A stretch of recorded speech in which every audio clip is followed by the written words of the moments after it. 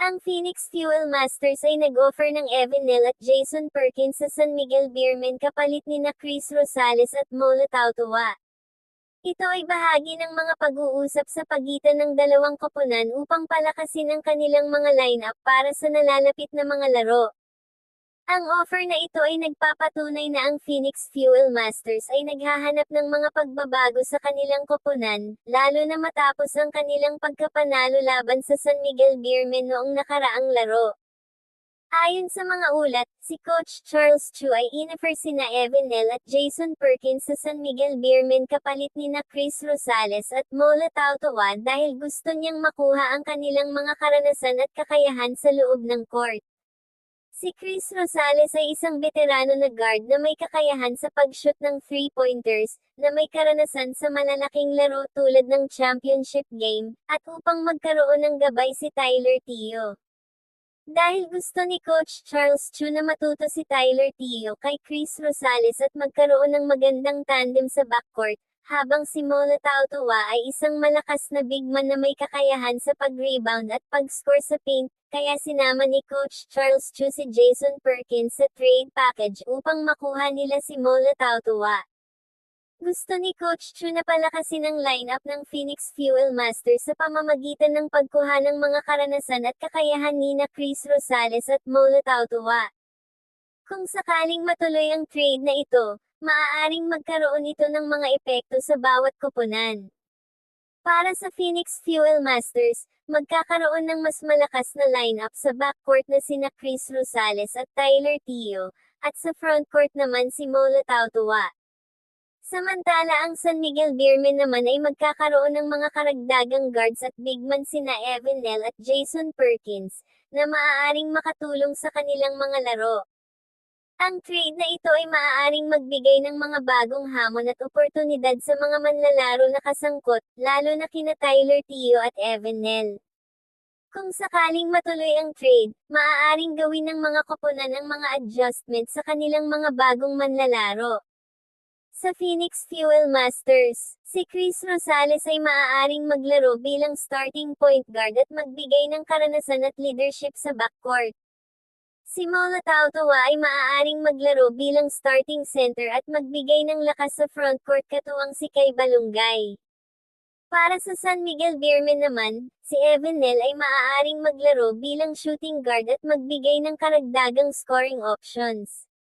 Si Jason Perkins ay maaaring maglaro bilang power forward at magbigay ng lakas sa frontcourt.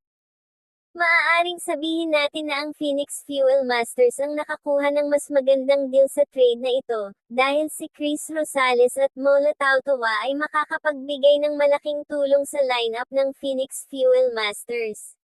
Samantala, si Evan Neal at Jason Perkins ay mga magagaling na manlalaro, ngunit maaaring hindi sila makapagbigay ng parehong antas ng epekto sa San Miguel Beermen.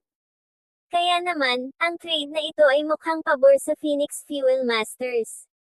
Nakakuha sila ng mga karanasan at kakayahan nina Chris Rosales at Molotov Tuwa, na maaaring magbigay ng malaking tulong sa kanilang lineup. Si Rosales ay isang leader at scorer, samantalang si Molotov Tuwa ay isang malakas na big man.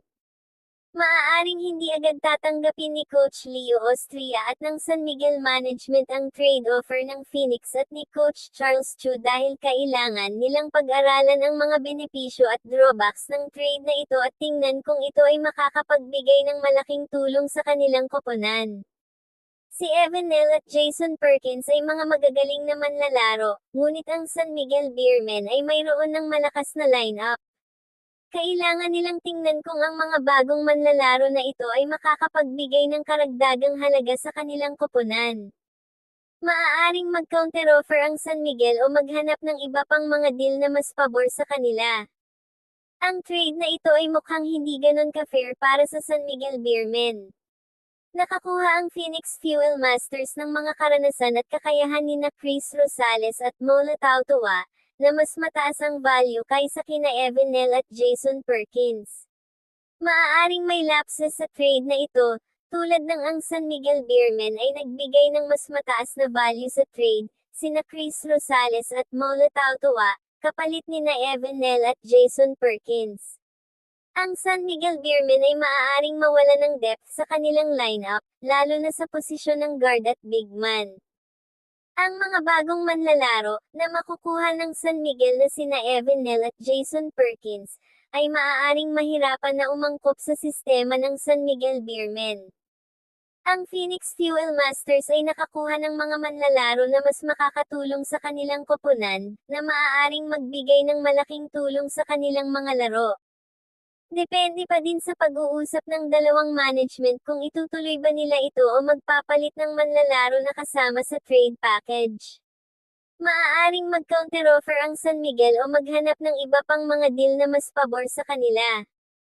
Ang trade na ito ay hindi pa tapos, at maaaring magbago pa ang mga kondisyon depende sa mga pag-uusap ng dalawang koponan. At hanggang dito na lang muna ang ating topic sa ngayon. Kung may katanungan o opinyon kayo tungkol sa ating topic, komento nyo lang sa ibaba ng ating video para mapag-usapan natin yan. At kung umabot ka naman dito, paki-subscribe mo naman ang ating channel para updated ka sa mga bagong upload natin dito. Yun lamang po at maraming salamat po sa inyo.